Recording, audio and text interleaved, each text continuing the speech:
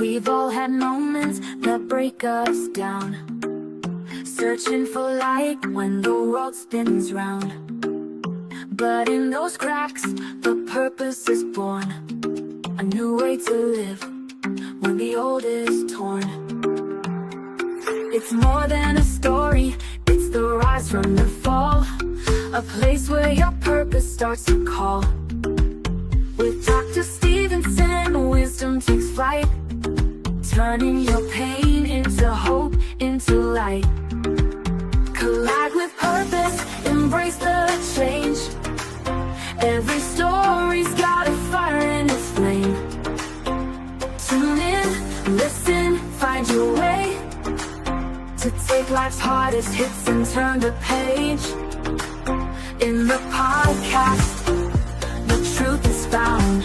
Collide with purpose, let love abound. From heartbreak to strength, the lessons unfold. It's about how we rise, not the stories we've told. Guests with their journeys, sharing their light. In every collision, there's power in sight. It's more than a talk, it's the wisdom we gain through every struggle, through every pain. With conversations that open the door to purpose, to power, to so much more. Collide with purpose, embrace the change.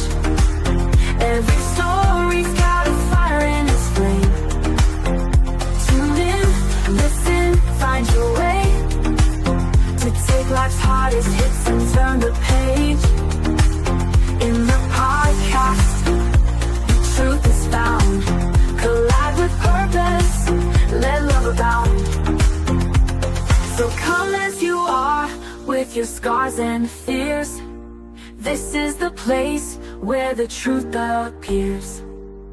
Turn your trials into stepping stones. Find the strength to claim your throne.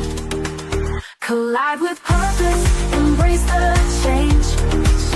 Every story's got a fire in its flame. Tune in, listen, find your way to take life's hardest hits and turn the page. In the podcast, truth is found. Collide with purpose, let love abound. A collision with purpose, your journey starts here. In every conversation, we'll wipe away fear. Find your purpose, let your life ignite. With Dr. Stephenson, you'll find your light.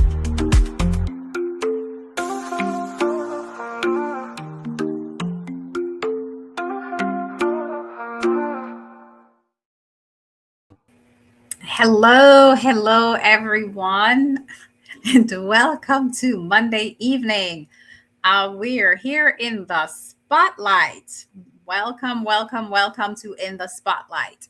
This is the home of unfiltered conversations, where real talk is what we do here. And I am none other than Dr. Donna Thompson. I'm Dr. Laxley, and together we are your fearless moderators. Yes, we are. We are. Dr. Donna, how you doing? It's another Monday. I am great. It's another Monday. I am doing well. We have a little bit of rain here in the Georgia region and a little bit of chill. It seemed like we were a few weeks ago, maybe last week, we were moving forward to the spring, going into the summer, and something happened and we did a reverse. But nevertheless, grateful that we're here to experience it. So I am thankful that we're here, and I'm most thankful that I'm here to share this platform with you this evening. Yes, even when it's the wrong intro song, it's okay. Yes, even when it's the wrong intro song, it's okay. Yeah, so, it's amazing that just a few days ago, it was like summertime in Atlanta, Georgia, right? In the 80s. Mm-hmm. Yeah, I don't even know what is going on out there. But one thing I know? I am so grateful and thankful that we're here to enjoy the change in weather conditions. Because guess what? No matter what it is, we're going to deal with it, right? We are going Absolutely. to keep living, doing what we do, doing the work non-stop here at the A Collision with Purpose movement. So, Dr. Donna, we got a big show tonight. We're going to talk about, you're a Jamaican, I'm a Jamaican, Hmm. and that's a big deal for us, right? So, we're going to talk about our culture tonight. We're going to talk about what is important for us as Jamaicans living outside of Jamaica. So we're going to talk about that tonight. But before we go there, let's talk about another important place, another important country in our lives, right? Let's talk about Kenya real quick. We're going to make this real fast because we have a guest who's waiting. Don't want to keep her waiting. So let's talk about this thing here.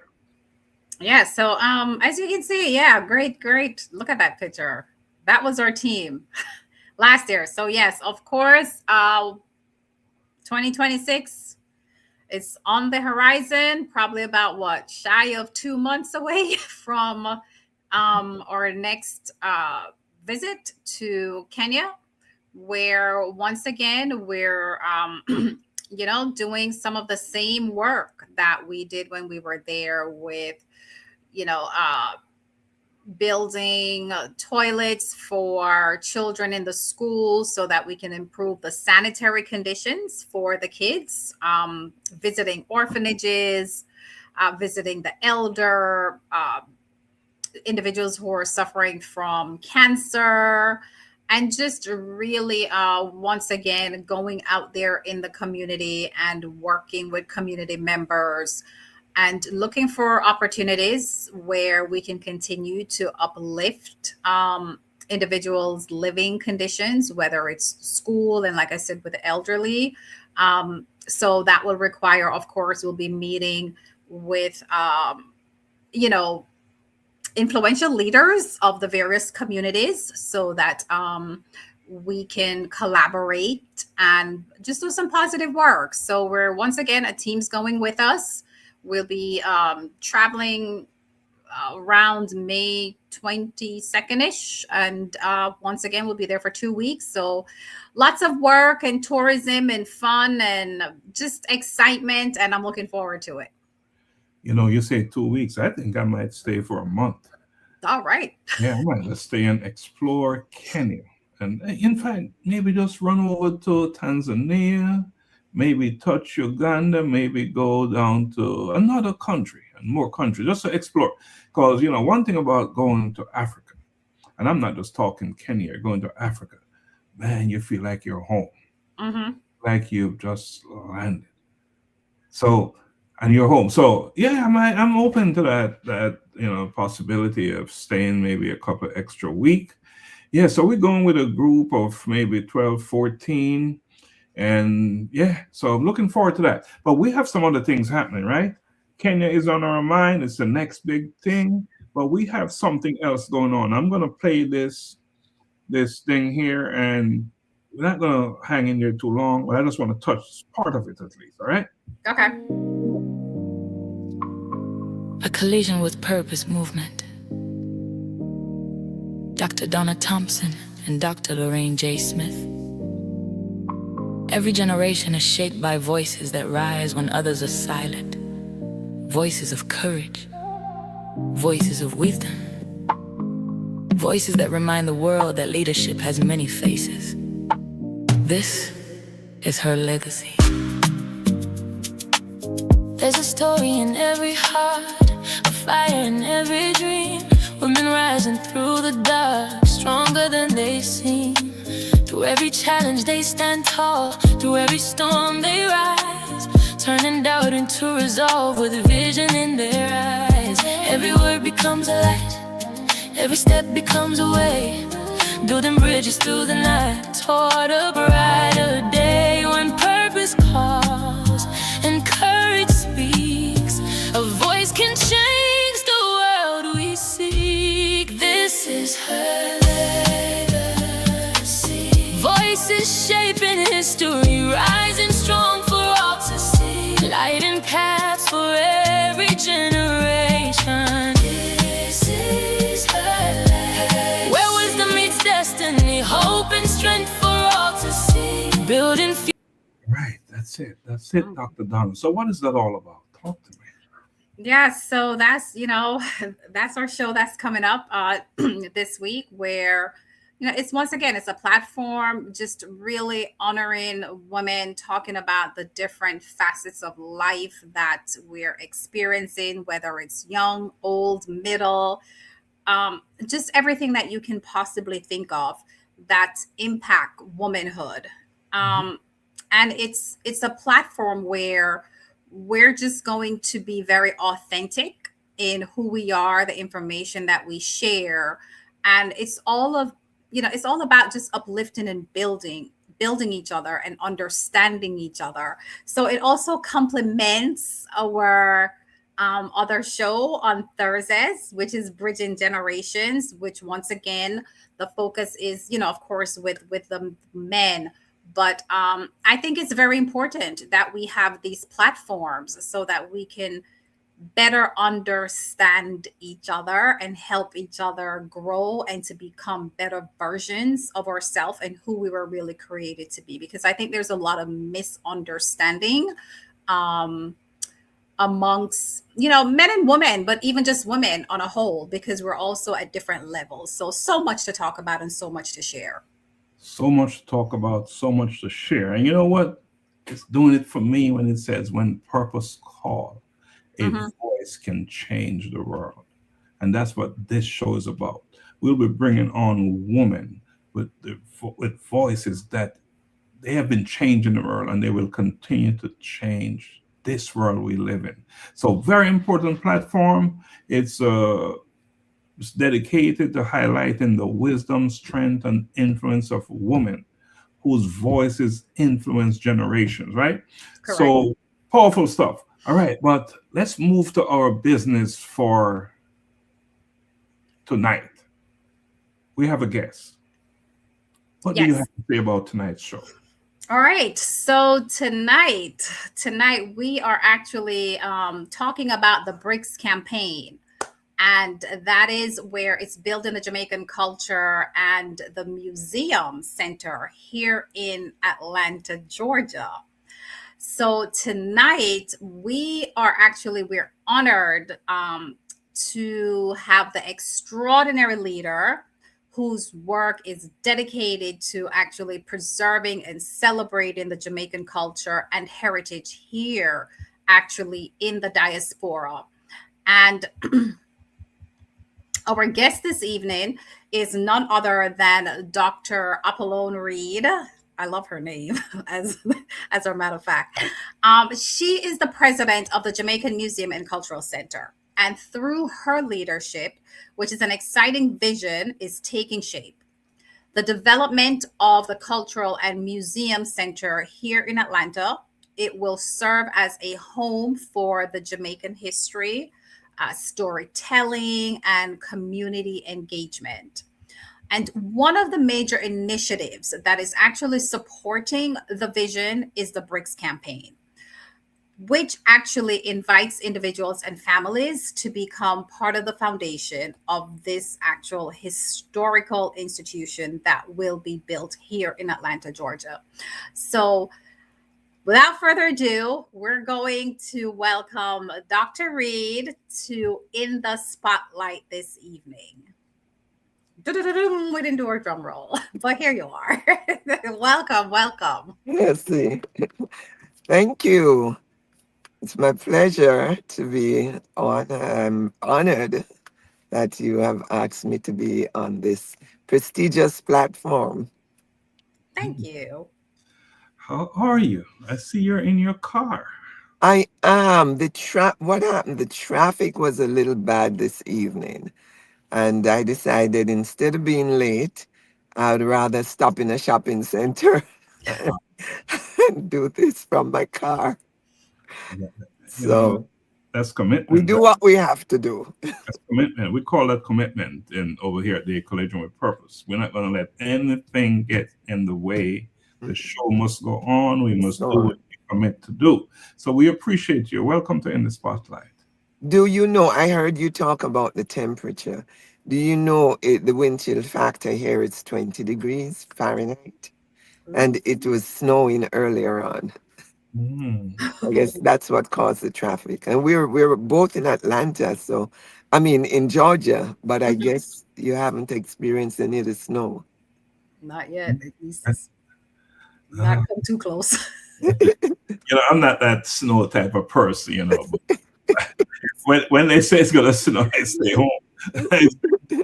But we got to do what we got to do, right? We got to get out there Yes. and make it happen. But Doc, let us talk about the person behind the mission. Before we get into the museum and the campaign, I'd like to begin with your personal journey. What experiences led you to dedicate yourself to preserving Jamaican culture and history? First, it's just basically a deep, innate love for Jamaica.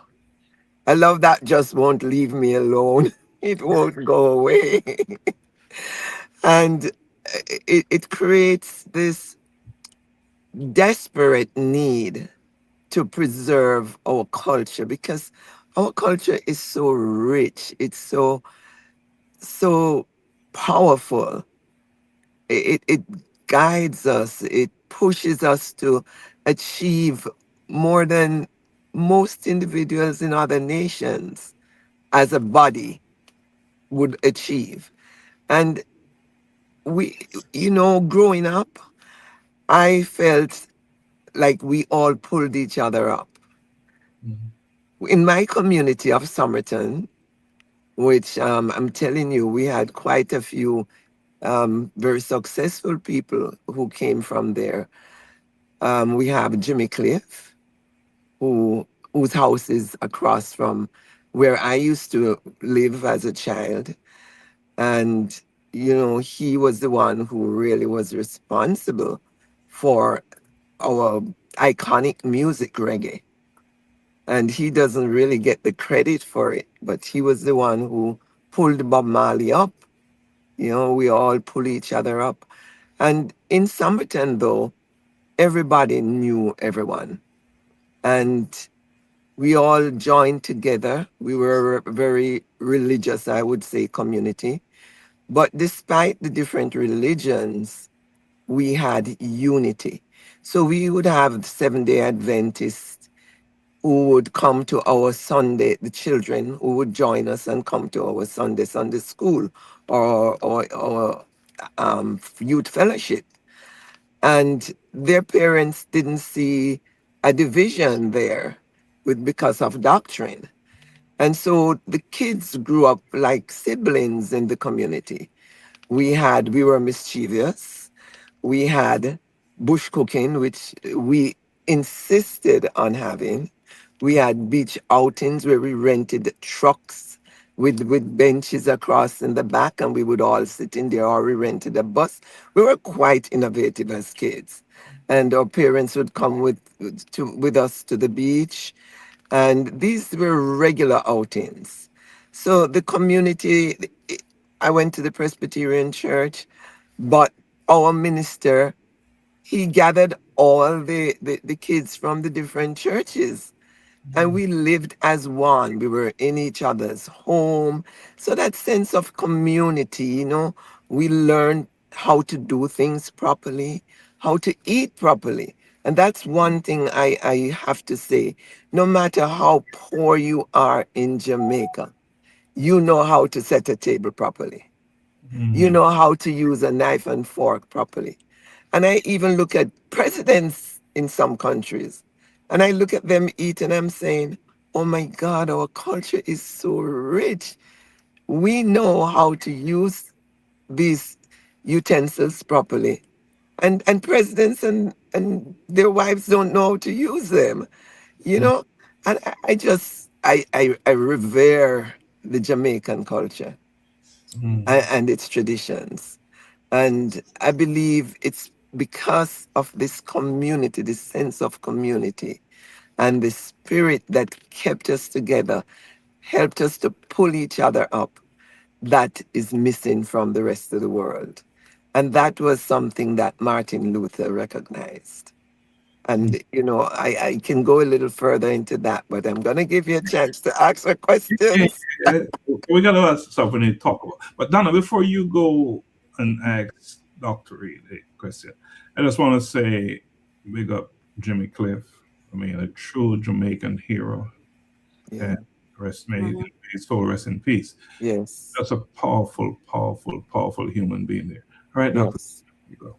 Yes, so, Dr. Reed, many people feel very proud of their culture, their heritage. But even within, the sense of being proud, very few dedicate their lives to actually protecting and preserving it. What moment made this mission so deeply personal for you? There are a few moments. There was one in particular that came to bring this to me, and it I had gotten the vision before, just having a sleepless night after Independence Ball, a Jamaican Independence Ball, and it's like this pounding, loud, silent voice kept saying, "You need to get them to build a museum and a cultural center for Jamaica and in Atlanta." And then after that, the reasoning why Atlanta and everything started coming to me. And it was like I wasn't thinking this thing up. Something was putting this thought into my head. And I can only say it was another one of those instances where the superior being, wherever you perceive him to be, spoke to me and spoke to my heart. And I had to move. And whenever I get those kind of visions or mission to work on, I feel like if I don't do it, I'm gonna be disobeying God or the spirit or whoever put that in me. I feel I can't disobey that voice. And so I looked, things started coming to me like at my husband's dental practice. Because, he had initially conceptualized the Atlanta Jamaican Association in 1976, I think, before I met him. And he had brought a group of Jamaicans together who were the foundation members of the Atlanta Jamaica Association. And their mission was to help every Jamaican that came here, not just to preserve the culture, but to practice the culture Mhm. and to help them to get started in life so that Mhm. they could achieve their dream. So when this came to me, it's funny that he has an office, a dental office in an underserved area of Atlanta. And the people that were coming in there were descendants of Jamaicans, but they knew nothing about Jamaica. Absolutely nothing. Mhm. They didn't behave like we did. It was something that really bothered me, that they needed some Jamaican influence. And with that, that cemented the vision that was given to me, that we have to do this. We literally have to make this happen because there are kids out there that need motivation, but they need to see others who had nothing. Others like Jimmy Cliff, others like Bob Marley, others that eat yam and cocoa like Usain Bolt, you know, learn about what is valuable, nutrition, learn about behavior, how it affects others. And I just think by having those experiences and seeing those Jamaicans there with no concept of what Jamaica really is about, I knew that we had to make this reality. Mm.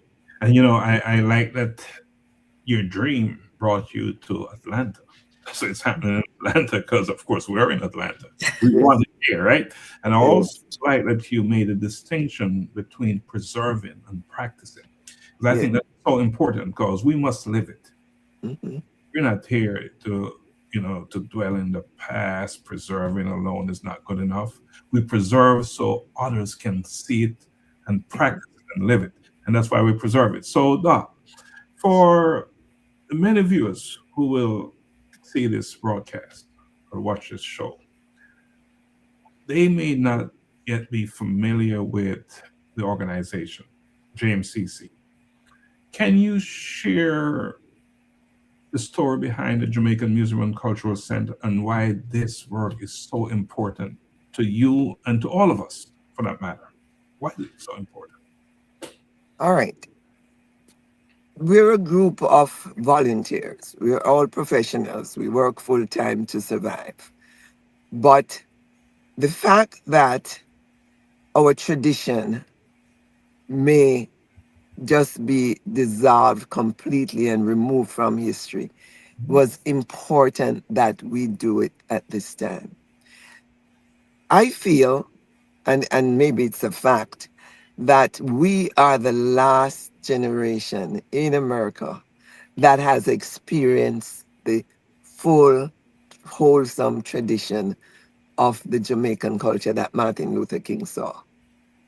And when he went to Jamaica, what he saw was a group of people, different complexion, different hair type, different educational level, different lifestyles, but they were able to come together and live together as one. And I think that's the uniqueness of Jamaica. You know, in India, you have the caste system, and you have where some people are not able to have the opportunity or go to the same places as the others from a different clan. But in Jamaica, what Martin Luther King saw was the man that looked like the Chinese that he expected to speak like Chinese was talking like Jamaican. The Indian was talking like Jamaican. The Irish looking man was talking like Jamaican. And they were living together in spite of their different levels of what they had or you know, money then and where they lived, but the culture was still one. And that change, that had a big impact on the civil rights movement, because when, after one visit, as you know, he wrote his manuscripts in St. Mary, but after one visit, and in Portland too, but after one visit, he realized that the civil rights movement needed to be bigger than what he had foreseen. And it broadened the concept of civil rights, not just in America, not just in Atlanta, but globally. And that is what he saw lived in Jamaica. He wanted the lived experience that he saw to be established in Atlanta and in the United States.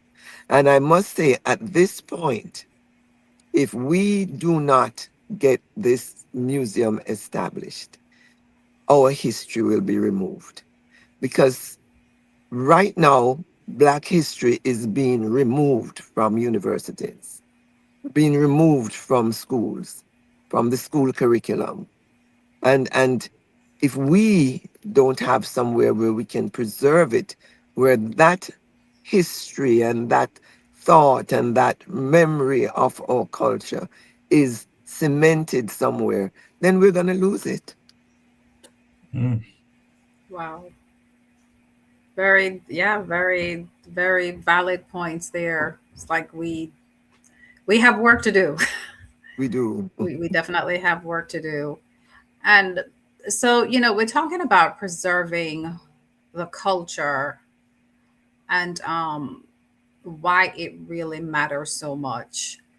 Uh, why, Dr. Reid, why is it so important for or Jamaicans in the diaspora to actively preserve and celebrate the cultural history?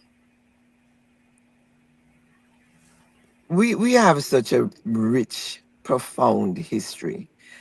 Um, just yesterday, and 2 days before, I attended a documentary by Matthew. I forget his last name now, but he's a French producer that made a film on Claude McKay.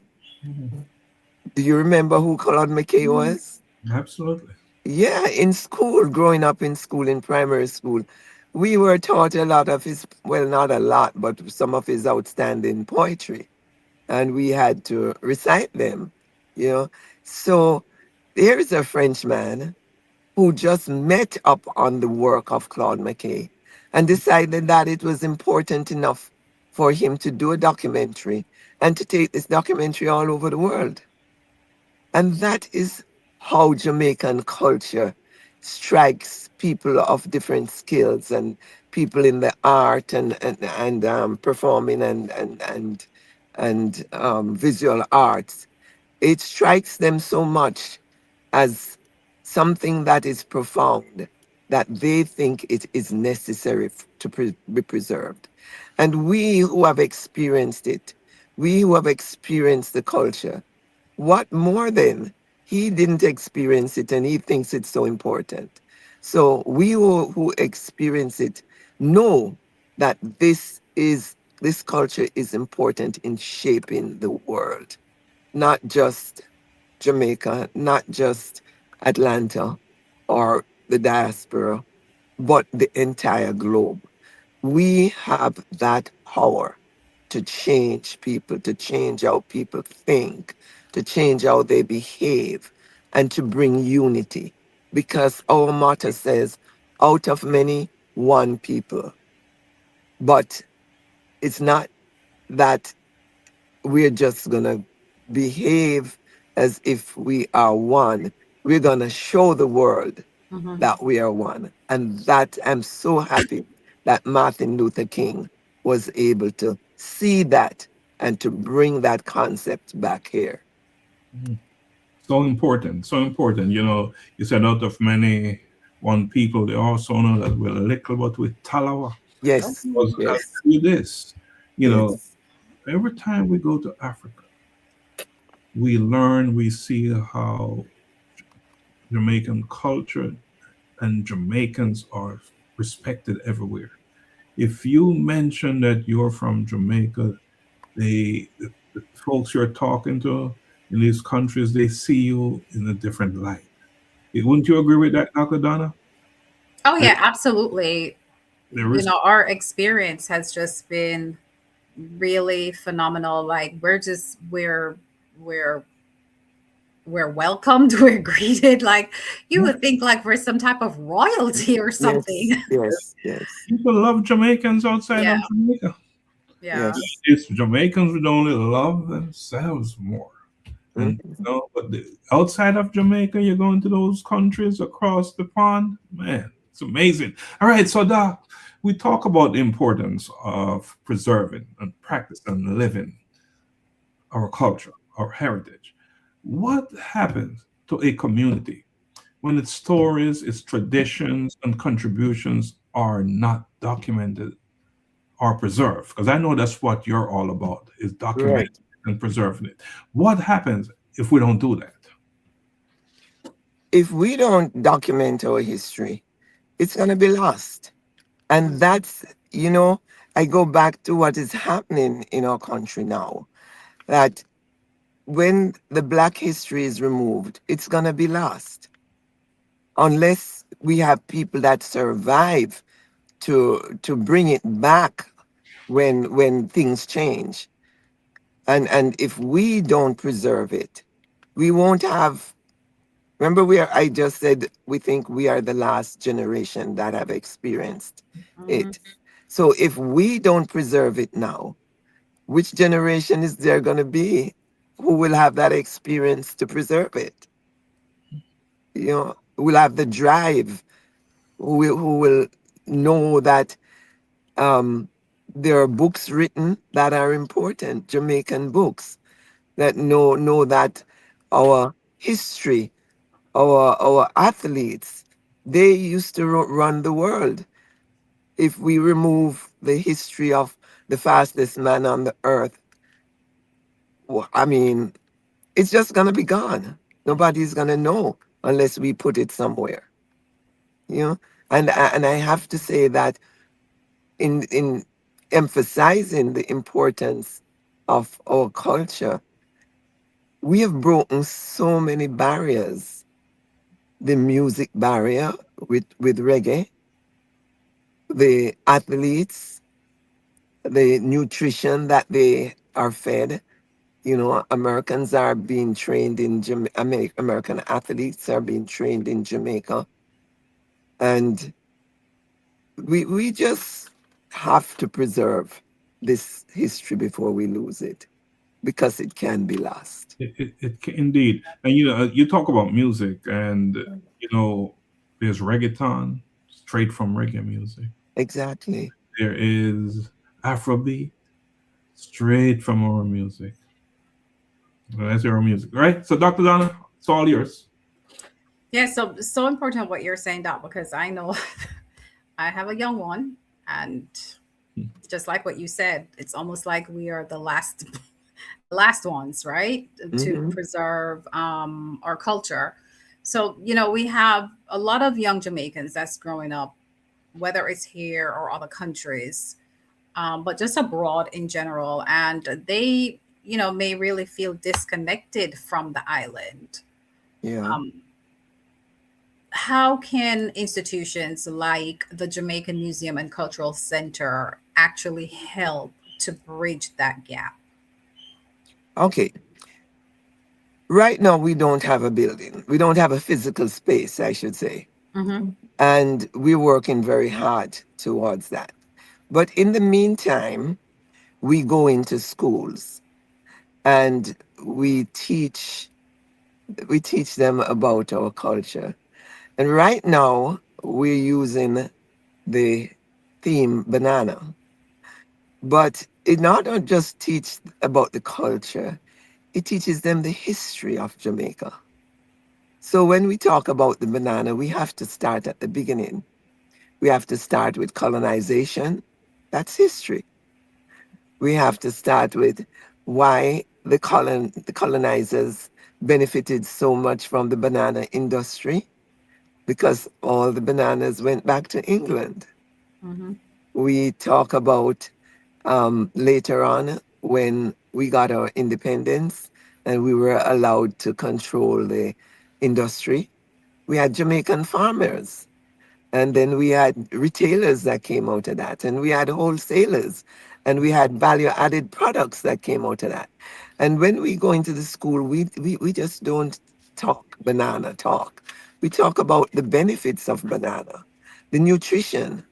And I'm telling you, these kids that we talk to, they are so engaged.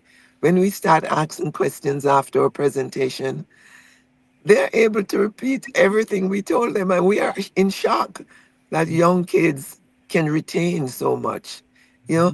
But unless they're stimulated, Mm-hmm. they're not gonna. You go and teach them banana. Oh, banana was an industry in Jamaica, and the slaves used to farm, and the money used to go back.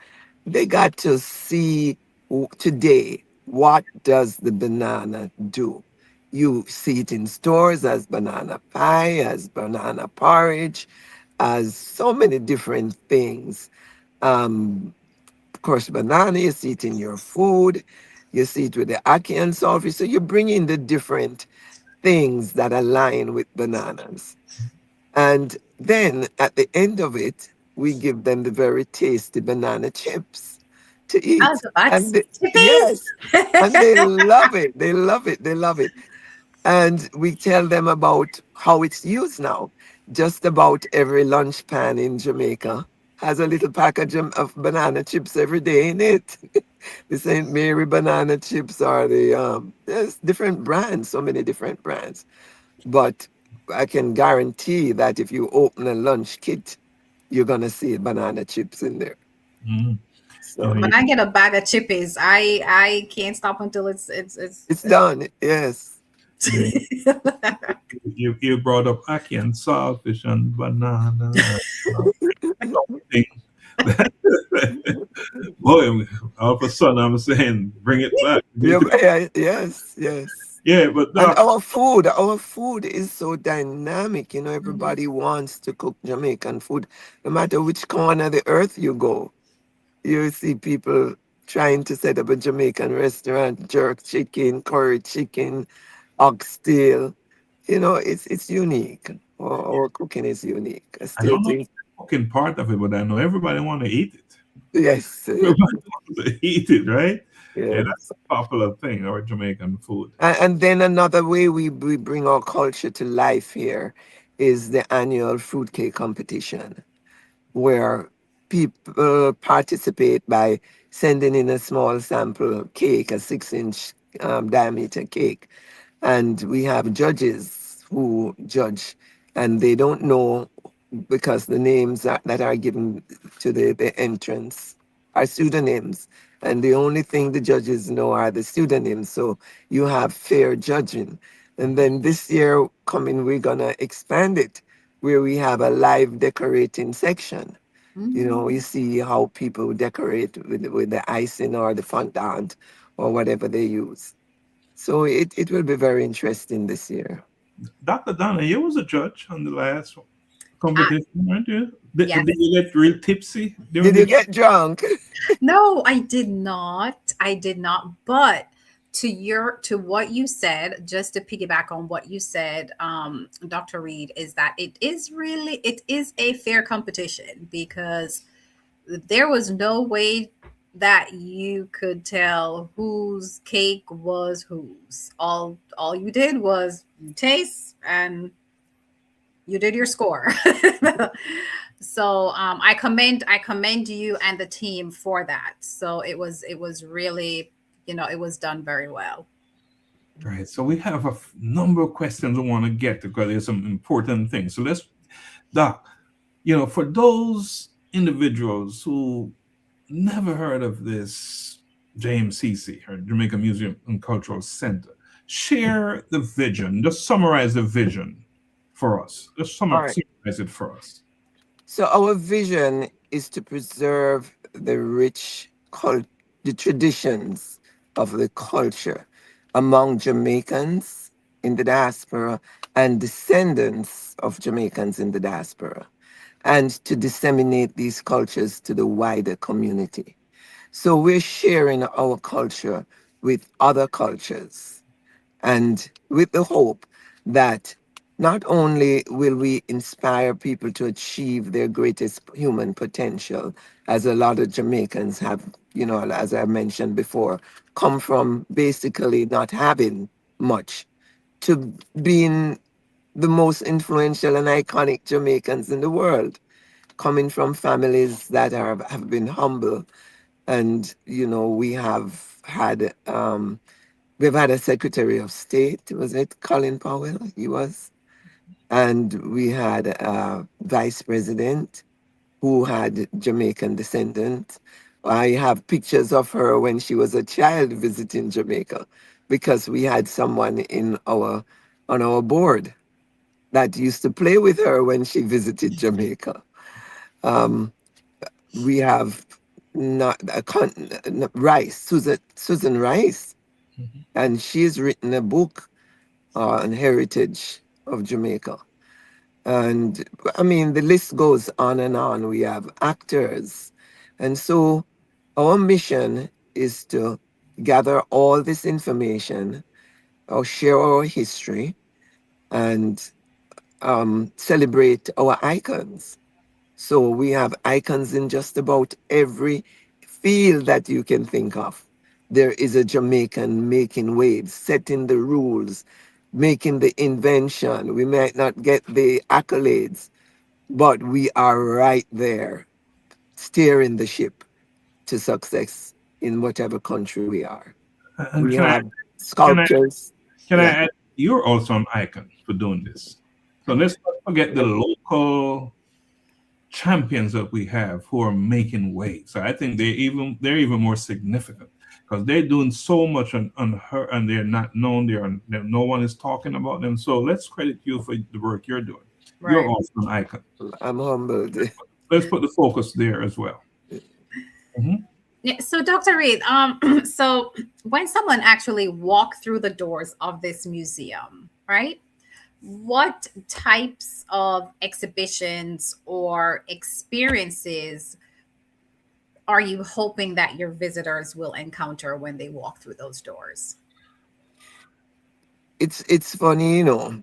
I Before I went to visit the African American Museum of Culture and of History and Culture, I had a concept of what the museum would be like.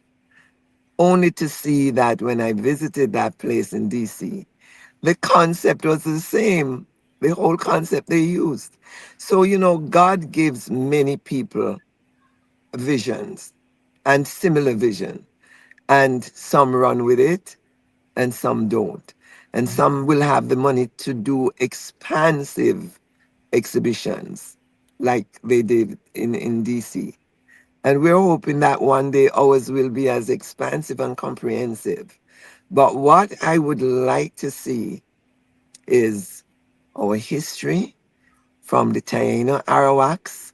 And you know, I feel like when you'd asked before, what will happen if we don't preserve our history? Hmm. We don't know much about the Taino um, Arawaks, Right. who were our ancestors, except that they came from South America. There were about 3 million of them. I was shocked when I read this. 3 million of them living on the island. They ate mainly vegetable and fish. They fished every day. We were known as the land of wood and water. So, I mean, just about everywhere there was water to fish. And yet, we know very little about them except the Spaniards came, worked them so hard, and they died from disease and hard work. Hmm. And this is how uh, the history can be wiped out that easily if it's not preserved. So we want to see the history starting there and coming right up to being enslaved, being taken from Africa, the motherland, and being so brutally treated, where our lifespan was so short. But seeing the fight through our heroes, through Nanny, through Sam Sharp, through even William Gordon, who was the lawyer, the attorney, who was also hanged with them, and just for sympathizing with them, right? And Paul Bogle. And we know our heroes that fought and died for us in the rebellion. So we want to carry the history of the rebellion. We want to do it in an interactive manner where we can present it, where you can stop the video, you can, you know, participate. Sorry. And we want to introduce the bad part of our history too, like the pirates who were given permission to run Jamaica like a band of robbers and thieves by the crown, the English crown. So we have a lot of history that it's not that we're proud of it, but it made us resilient. It made the slaves fight for what they believed was their human rights. And when the Maroons, when they went into the hills and they came out by night and came back to the English barracks and stole their fruits and their bananas and whatever and took them back to eat, you know, and killed them. And I'm not promoting killing now, but It's part of the culture, the history.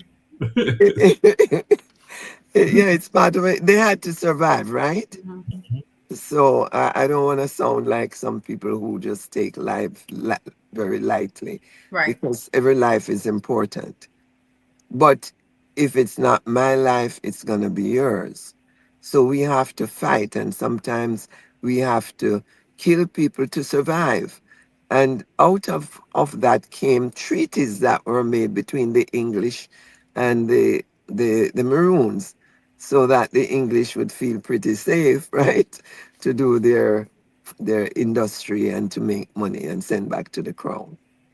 So yeah, we want to go there. We want to go with the Port Royal earthquake of the 1685, and we want to even show documentaries of our preserved Port Royal city underwater right now that has been named one of the top sites that has been preserved as a whole. You know, so we want to move from there, just like the African American Museum in DC, and we want to celebrate our recent history, our athletes, our musicians who have contributed to the world genre of music. Um, we want to go with our beauty queens, celebrate, for a small island. There are 195 nations in this world, right? And look at our impact. We are such a small island, and we have won Miss World 4 times already. Can you believe that? 195 countries, and we have won 4 times. And we have come in the first 10 numerous times. Our athletes have set records that still have not been broken. We have Shelly Ann Fraser Price. I don't even want to start naming because some people might hear and say, "Oh Lord, why, why was my name called?" Asafa Powell. We talk about Usain Bolt already. I mean, before that, we had lots of cricketers. Dr. Laxley, you can name all the cricketers. Yeah, we have so many. We have Yes. so much to put out there for the world to admire, to see, so much for us to preserve them. All right, Mhm. for them to live forever in the museums. Right, Yes. so much. But why Atlanta? Atlanta is probably one of the most influential cities in the Caribbean diaspora. So Mhm. why Atlanta? Well, it just happened to be, it's not coincidence, I don't think. Mm. It's it's something that was placed.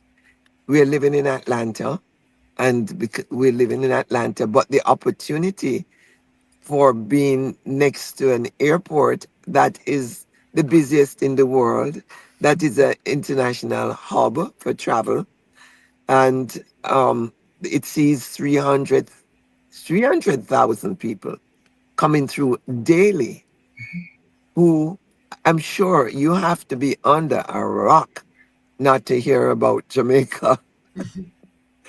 you know so we feel that if we have it in located in Atlanta, or at least near the airport, or somewhere where we can bus people from the airport to the museum, it's an opportunity to let people experience our culture, because we're not only building it as a standalone museum, that most museums are standalone buildings. We are building it with a cultural center attached to it. And you'll have live entertainment. You'll have um, cultural programs. You'll have exhibitions. Apart from the exhibitions in the museum, the long term exhibitions, you'll have short term art exhibitions. You'll have entertainment. You have gift shops.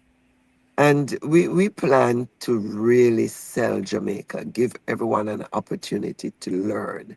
We'll have classes where children can come and learn about Jamaican culture, the way we used to live, the way we pulled each other up by the bootstring.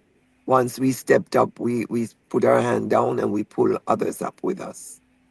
So that's the hope for this. Mm. And our politics, we're not leaving our politics out of it. We have an unusual kind of politics, and uh, we're not always proud of it. But man, out of our politics, we have stood strong.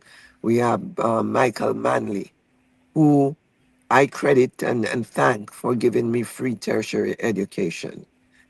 And a lot of Jamaicans would not have had the opportunity to go to university hadn't Manley stood firm.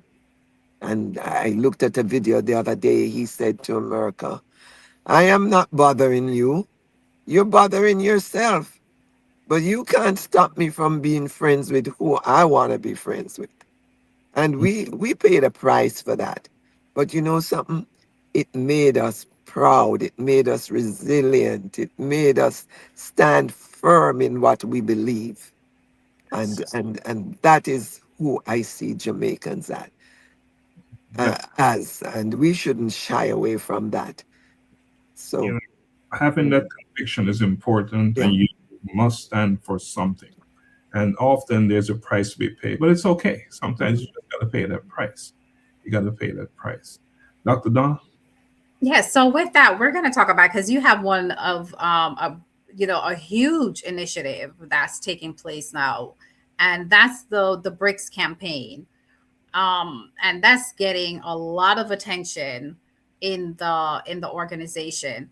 Can you share with us what is the BRICS campaign and how does that work? Okay. So the BRICS campaign is just one aspect of our fundraising. And we've set a goal of one, well, we have not set a goal. We actually had two architects, one with a big firm in Texas and one who worked with the Fulton County government in Atlanta. And they both used the dimensions that I had given them for what we wanted and the layout for what we wanted with the different event rooms, the size of the museum. They used that and they came up with a what you call a program, building site program. And in this program, it tells how much square foot you're going to need for each space that you have and how much it will cost in the end.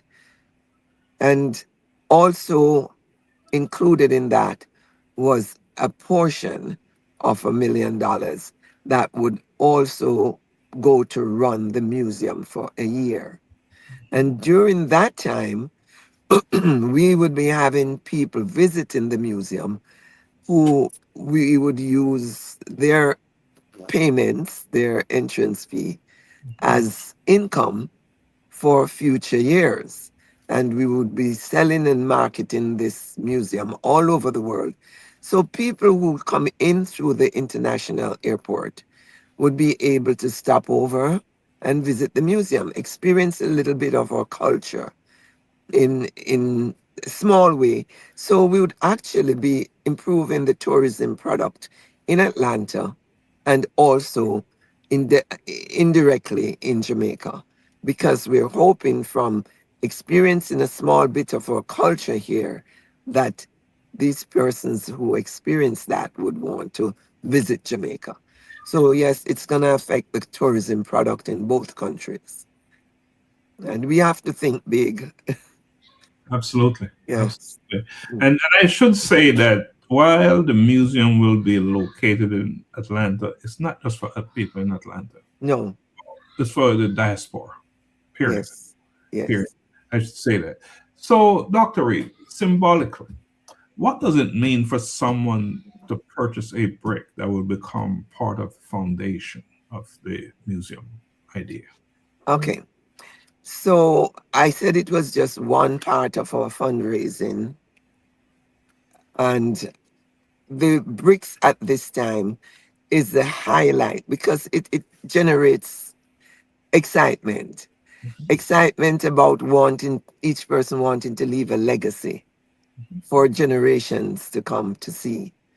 And so when you purchase a brick, either a $100 brick, which is 4x8, or a $250 brick at this time, which is 250, which is 8x8, you are leaving your own legacy there.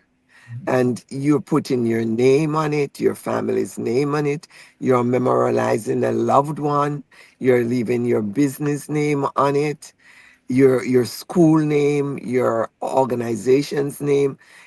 Some people have even put little slangs about Jamaica that they want. I remember one person having something like Trelawney something another to the world, Trelawney to the world. Yeah. So there are different ways to leave a heritage for your family, a legacy for your family, where people down the generation can go back and look and say, I am going to go and identify my grandfather's brick and Mhm. his name, because there will be something there that will lead you to where that brick is. So the concept actually first came out of the 1996 Olympic Stadium when they used their brick campaign to attract big donors. People wanted their names there, yes. But the excitement of the brick campaign, knowing that your name would be there in the foundation of the building. And when I say foundation of the building, I don't actually mean the structure that is going to hold the building up, but it's going to be somewhere there in the design of the building. It's going to be on the outside of walls. It's going to be in gardens. It's going to be in walkways. It's going to be on step on stools in the garden, or seats in the garden. So you are going to have your name somewhere there when you buy a brick. So Mm. we encourage you to buy the brick to generate the energy we need for other fundraising effort. And it's just not even coincidental. I don't think anything is by chance. We happen to choose the company that did the one for the 1996 commemorative Olympic Stadium. Nice. Wow. Yes. And we're working with them. That, So I mhm. feel confident that we will have a successful campaign. And I know we will. Dr. Donna, you have your name on the brick. I have mine. My name is Yeah, on. yeah, I did. Yeah, I did my break. Yeah, my name is on it. My daughter's name, my grandchildren's name, and I think there's something that's on that big. It's a nice big brick, and it can you can put so many different things on there that like Yeah. someone did what Trelawney to the world. Wow, Yes. amazing. Yeah, I'm country. So Yes. so So with that dog, how can individuals or families and organizations how can they participate in the brick campaign?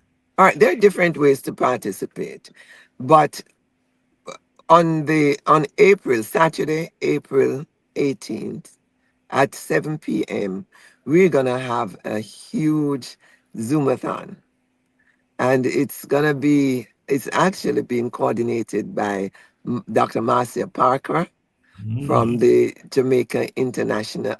Jamaica American International Chamber of Commerce, along with others like Dr. Alderine Foote from Voices Behind the Scene. And Lord, I keep saying I'm going to stop naming because I leave people out. voices behind the mask. And then we have our own Dr. Laxley, who is responsible for that beautiful professional video. He donated the video and his work to doing that video. Everybody who sees it is they're just amazed at the production. And we have Dr. Donna, who was the voice of that Who video. donated her voice? Yes.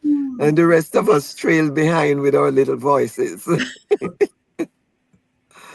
Yes, so yes, we're gonna have that on the 18th, and we want everybody to come on.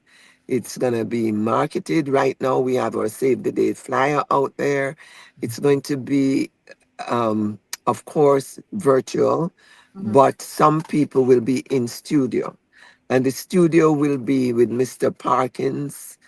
Patrick Parkins of APNP Studios in Stone Mountain. And we will be there chatting and encouraging people to go ahead and purchase their bricks. And we have, I think at this moment, our target for the evening is $10,000, but that may move up as we come closer to the date. I have had a few people call me to say they're going to be purchasing a brick on that day. I have one company that I have to keep energizing the person because we have postponed it because, we had things going on that we needed to have the Zoomathon postponed. Right. And we we feel that because we have moved it again, we have more opportunity to reach more people to let them know they can come on that particular evening and they will get help in purchasing their bricks.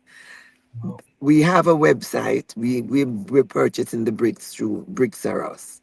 So it's simply what it says: bricks, a little r, and the word us.com// site /JMCCATL. And JMCC, as you know, is the acronym for Jamaican Museum and Cultural Center. So we'll be purchasing through that means or through our website, jmccatlanta.com. It also takes you to their site where you can purchase. They have a secure area where you can use your credit cards, or you can, I don't encourage this, but there is a section for checks also Mm. written to the Jamaican Museum, but you would have to mail that in to the address that is given on the website and in the Bricks Arrow site. So those are the two ways so far that you can do it.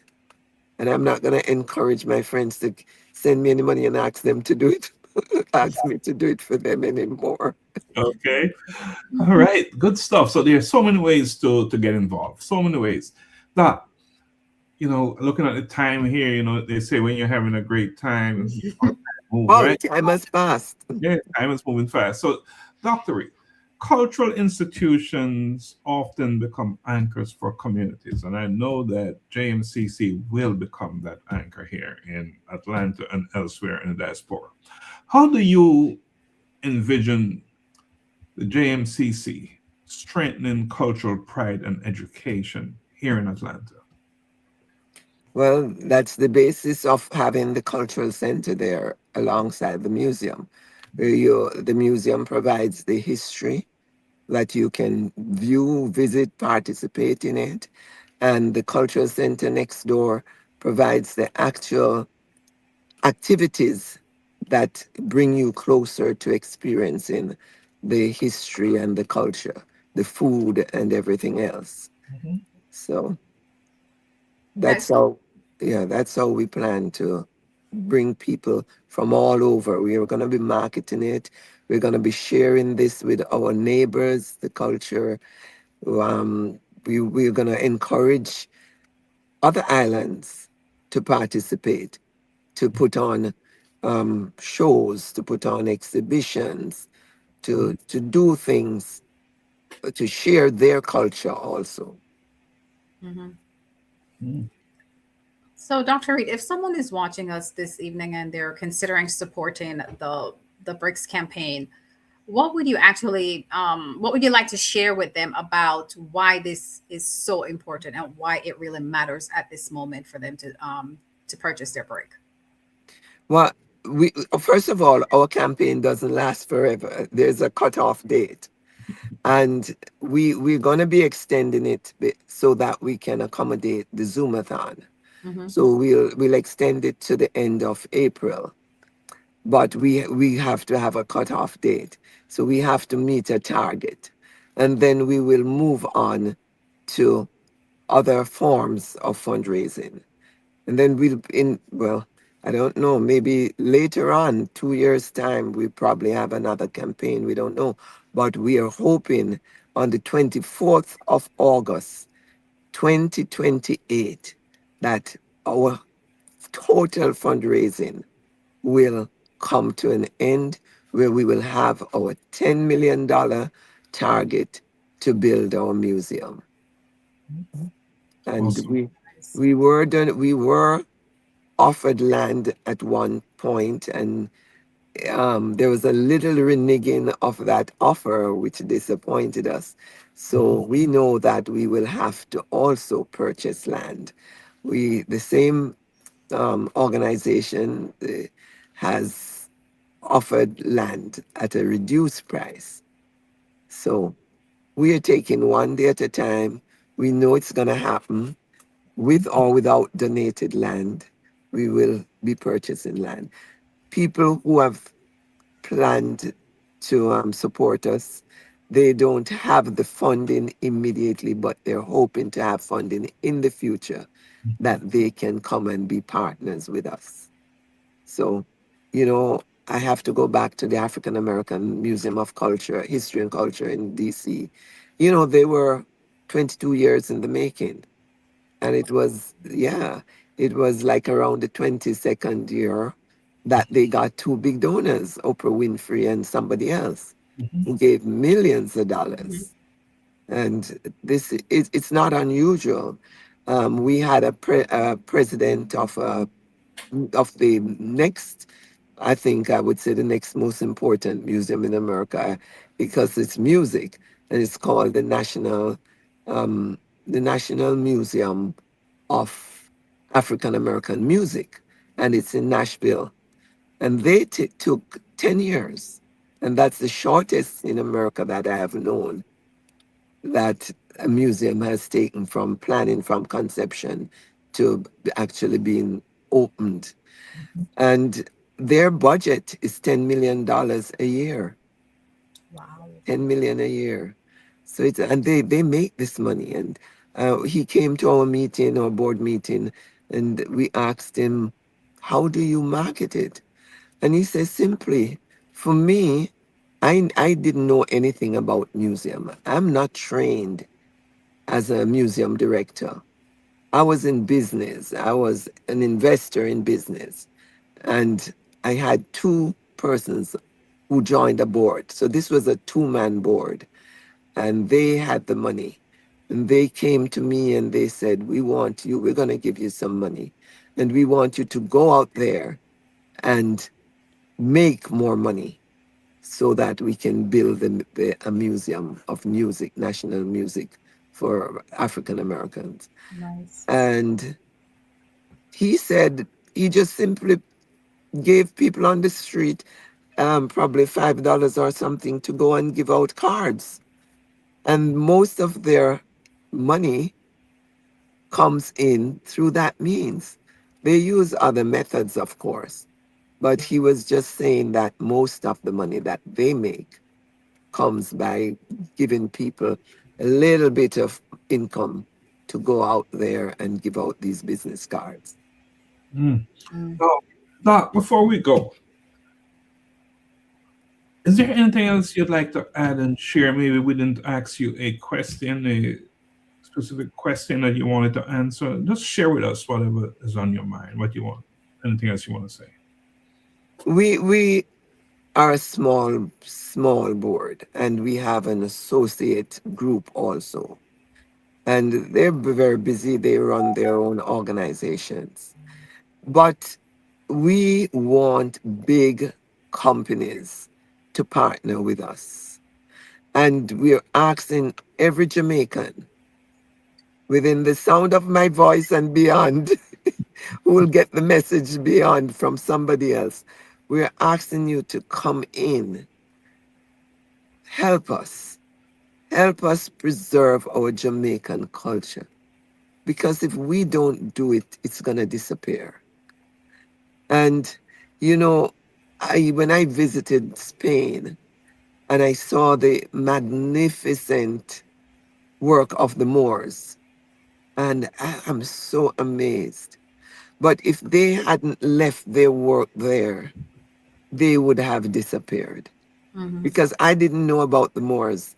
I didn't know there were black people. Mhm. And I didn't know that They were so brilliant, so intelligent that they did all of this and dominated that part of the world, and they've left a legacy that we can go and enjoy and we can learn about. And so I want every business, every successful business, Jamaican business and American business who love Jamaica, we want you to come and partner with us. We are ready to listen to you. We're ready to take your advice as long as it's going to end up letting us have a museum and cultural center. Wow. You know, Dr. Donna, of all the initiatives going around, and there are many, I just want to say that this is one that we should all get behind. Having a museum and cultural center here in Atlanta is such an important thing. You know, we have our children. Mm-hmm. Some of them probably will never go to Jamaica, but and they're going to museums.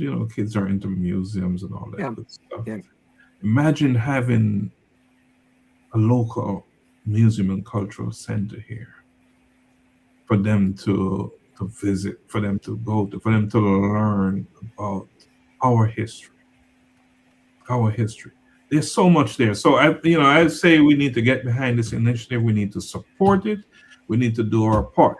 And all Jamaicans, and not just Jamaicans, because this is a statement for people who are not Americans per se. We all need to get behind initiatives like this and support each other. Support each other. Caribbean people, African people. It is so important because you have one Jamaican museum, you can have one from another Caribbean country, one from Right. Africa.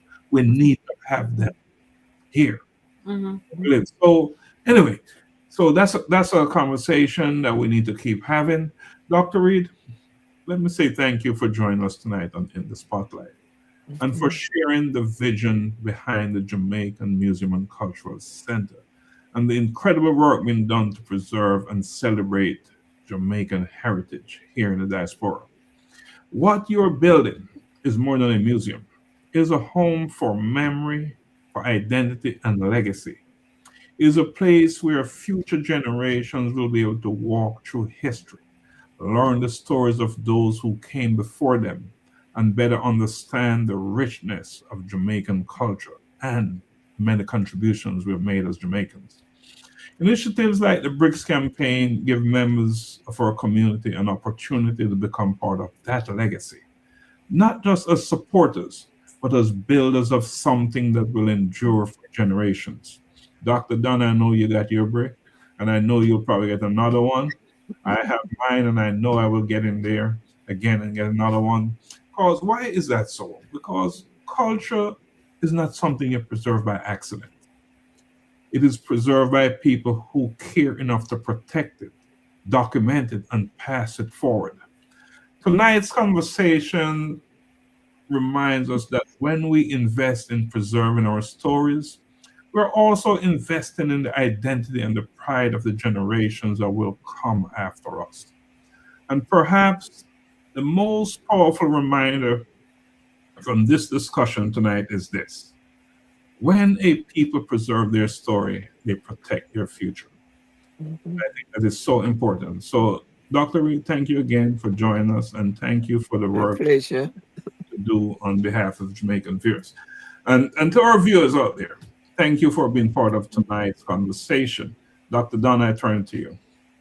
Alrighty. So yes, thank you, Dr. Reid, for being here with us this Monday evening on In the Spotlight. We are so grateful that you decided to spend your Monday evening with us while you're still traveling home. So thank you so much for being committed to sharing with us.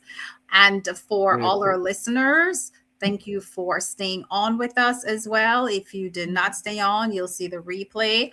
I encourage you to go out there, support the BRICS campaign. support the Jamaican Museum Cultural Center, just like Doc said. It may be for Jamaica today. However, we're such a vast people that this is just going to be something that's going to grow into something even bigger, right? So we start small and we grow big. Our vision is big. So support, support, support. We ask you to support the campaign. And go out there. It is Monday. So you're at the beginning of the week. Go out there, an act of kindness. Find a stranger. Do something kind for someone. Let's be charged with acting and doing and sharing kindness and love. There's a lot that's going on out there. So let's just take it up on ourselves to just start spreading kindness and love, and continue to take care of your families. Of course, be kind and loving to your family as well. But let's go ahead and find the stranger that we can definitely impact their life. Whether it's a good morning, a cup of coffee, a sandwich, whatever it is, you just never know how you're going to change someone's life by your interaction. And have a wonderful and safe remainder of the week. Don't forget, stay tuned for all our upcoming shows that we're having. We have on Wednesday afternoon, Doc, that is, remind me again, Life-changing conversations to inspire actions. That is at 1:30, 1 p.m. on Wednesday. So if you're available, stay tuned, watch that show on Wednesday. And then we have our newest show that will be coming on Wednesday evening at 7:30, Her Legacy. So stay tuned for that on Wednesday at 7:30. And then on Thursday, we have Bridging Generations with the gents at 7:30 as well. So we have a lot of stuff going on during the week. So definitely just come back and join with us, be a part of the conversation. If you feel that you have something that you would love to share with us on one of our platforms, we welcome you to join us. And once again, go out there and be great and do great things. Have a wonderful week. Dr. Reid, you got the last word. Oh, it's just a pleasure to be on the show, and thank you for your support. And I encourage every Jamaican to support this program because it gives such great information. It opens up a wide field of education. So I want everyone to support this program also, and just commit to building the museum with us. And that is it. We're out. Good night. Good night.